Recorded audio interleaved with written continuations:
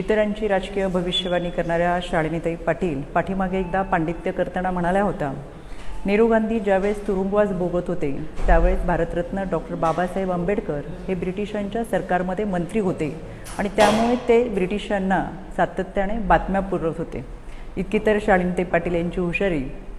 त्या स्वर्गीय यशवंतराव चव्हाण साहेबांच्या विरोधात निवडणूक लढल्या. स्वर्गीय वसंतदादा पाटील यांच्यावरती त्यांनी टीका केली, आदरणीय पवारसाहेबांवरती टीका केली आणि आता आदरणीय दादांवरती सातत्याने टीका करतात. एकंदरच त्यांची सगळी विधानं पाहिली तर लक्षात येतं की त्यांना आलेलं नैराश्य आणि त्या नैराश्याच्या पोटी ते करत असलेली विधानं. त्यामुळे शालिनीताईंना मला आवर्जून सांगायचं आहे, दादांनी भूमिका बदलली असेल तरी विचारसरणी बदलली नाही. आपण तर सातत्याने विचारही बदलत आहे, भूमिकाही बदलत आहे आणि विधानही बदलत आहेत. त्यामुळे शालिनीताईंच्या वक्तव्याकडे फारसं लक्ष देण्याची गरज नाही. आमची व्हिडिओ बातमी आवडल्यास लाईक, शेअर आणि समांतर चॅनलला सबस्क्राईब करायला विसरू नका.